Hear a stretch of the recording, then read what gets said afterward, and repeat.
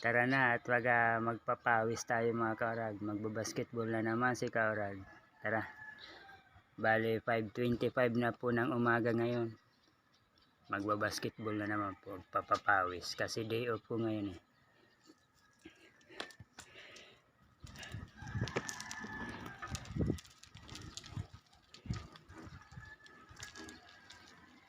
May bisikleta po na lang ako mga kaurag.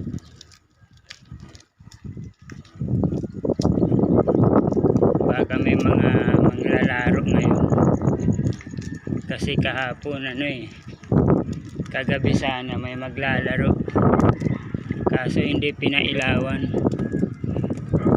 Kulang ata ng ilaw.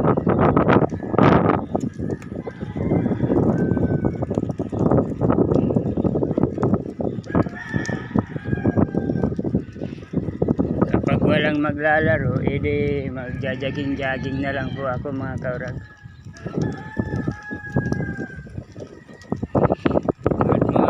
Good morning sa lahat ng mga taga dito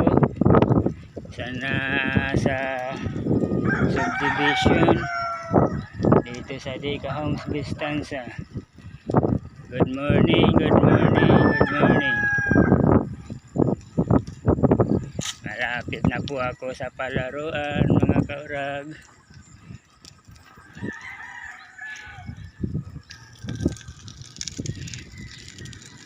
Ayan na po ang palaruan namin. Oops, wala maglalaro. Ayan, nagja-jogging na lang po ako mga kaurag.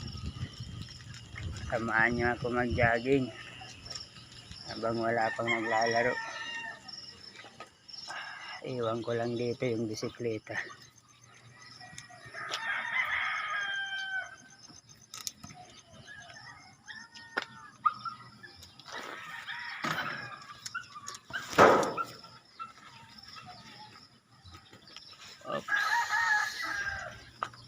Tara na mga kaurag, jogging tayo. Wala pa yung maglalaro dito. Bale may naglalaro na po dito mga kaurag. Mag-ama po siguro ito mga kaurag. Ayan. Mag-ama po siguro yan. Tapos maganda po rito sa amin kasi green scatter na po mga kaurag. Yung palibot ng basketball court. Green scatter na po yan lahat hanggang dun. Kaya medyo maganda ng tingnan mga kaurag.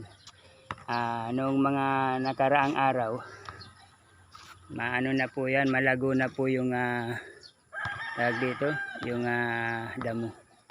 Pero ang problema po dito mga kaurag kasi hindi pa po nagpapalaro kasi yung ilaw nga po mga kaurag yan, kulang po yan ng ilaw. Tapos doon po, tapos yan pa, kulang pa po yan ng ilaw. 3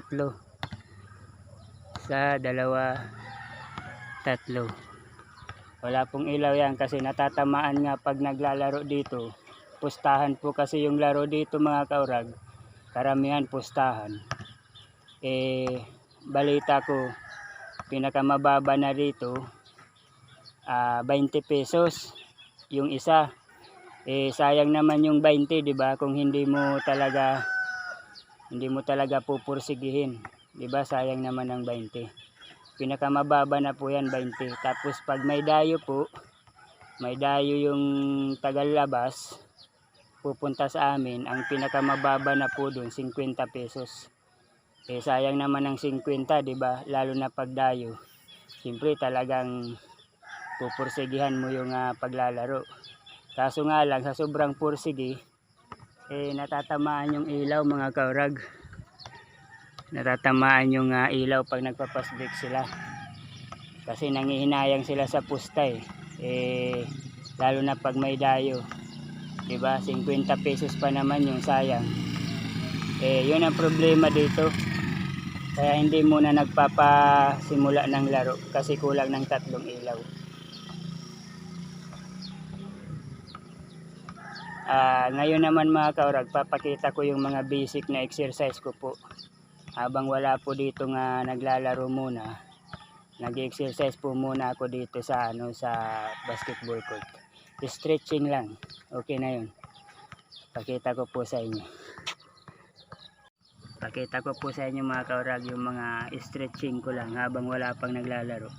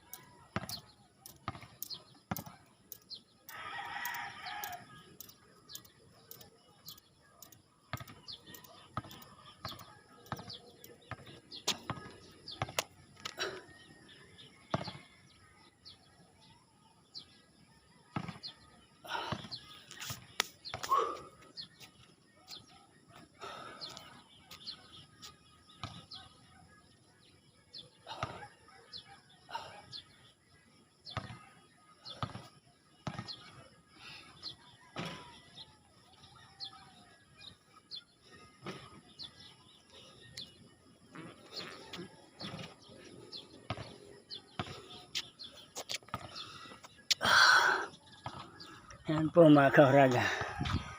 Konting basic lang po yan mga kaurag. Kumbaga papawis lang.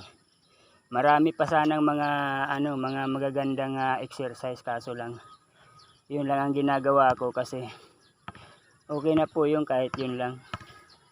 Importante ulit-ulitin nyo na lang po yun mga kaurag para mapawisan kayo. Kaya hanggang dito na lang muna yung vlog ko kasi wala pang maglalaro. Good morning na lang po sa inyong lahat. Saka unahin po muna natin yung Diyos kasi may araw na naman tayong haharapin. May araw na naman tayong haharapin, kaya pasalamat tayo. Tsaka subscribe na rin po kayo sa aking YouTube channel, Kaurag Vlog. Maraming salamat po sa inyong lahat. God bless. Bye. Naman mga kaurag, pasyal naman tayo sa aking maliit na farm. Ito nga po pala mga kaurag. Ang totoo po sa ano pa po ito, sa Dika pa po ito, itong lugar na ito mga kaurag. Maganda po rito mga kaurag kasi may mga puno. Ayan, maganda magpaano. Namimiss ko yung mga bata pa ako mga kaurag. Nung bata pa ako, namimiss ko yung mga ganitong lugar. Ganyan oh. Yan, nung bata pa kami, umaakyat kami sa puno. Kumukuha kami ng bunga. Nakakamiss yung mga ganong panahon. Yan, kaso nga lang dito mga kaurag, wala dito bunga. Lahat ng mga tinanim dito ng ng Dika, walang bunga po. Kagaya po nito. Yan. Wala po yan mga bunga. Yan.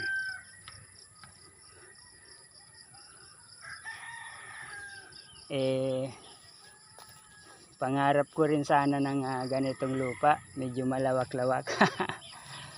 Kaso nga lang hanggang dun lang yung kaya natin. Pero malay mo, 'di ba? Mag-asenso tayo, 'di ba? Ang ganda talaga kapag ganito. Sabi nga niyan mangarap ka lang sa buhay mo at ibibigay naman sa iyo ng Diyos. Tiwala ka lang sa sarili mo. Maganda pala rito talaga mga kaurag. Balita ko po dito mga kaurag, bali tatayuan daw po ito ng paaralan ng Dika Homes Vistanza. Yung mga kids, yung mga bata rito, yung mga anak, bali dito na raw mag-aaral. Yung balita ko yung daycare ata, daycare. Yun ang pagkakaalam ko ditong balita, itong lupang ito na medyo malawak. Parang daycare po ata to, gagawing daycare. Pero okay na po yun mga kaurag, at least mapapakinabangan ng mga bata. Yan, malawak po yan mga kaurag. Hanggang dun po yan mga kaurag. Tara, lakad-lakad tayo. Maganda kasi greenhouse cutter na po dito mga kaurag. Napakaganda maglibang-libang.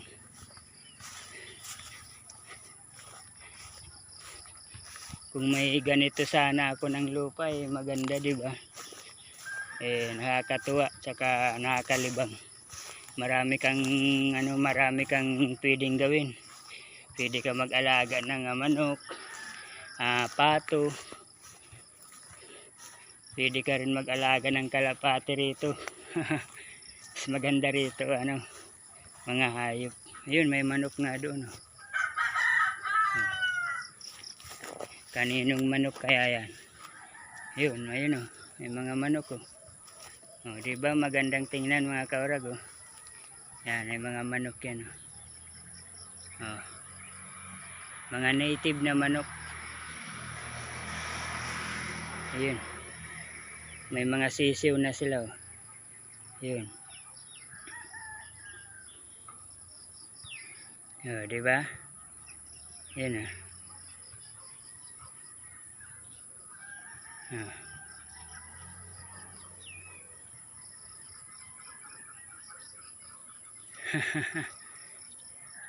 Diba maganda kapag may alaga.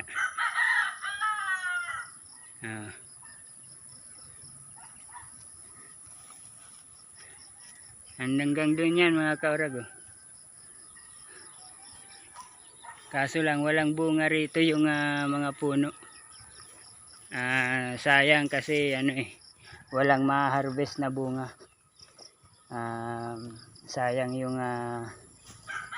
pagtanim nila. Sana may mga bunga. Kagaya ng Indian Mango, Star Apple, bayabas, mga ganun. Para kahit papano may ma-harvest din yung mga tao dito. Lalo na yung mga bata, di ba? Nakakatuwa. Kaso walang mga bunga eh. Uuwi na po ako mga kaurag kasi nakapagpapawis na rin po ako. Nakapag-exercise na rin po ako. Kaya uuwi na po ako sa aking bahay, sa aking munting bahay. Bukas magtatrabaho na naman. Work na naman bukas. Kaya maraming salamat sa pakiki-jamming nyo sa akin. Good health na lang po tayo, saka God bless. Sana lagi lang tayong malakas. Sige po, i-off ko na po itong cellphone. Maraming salamat.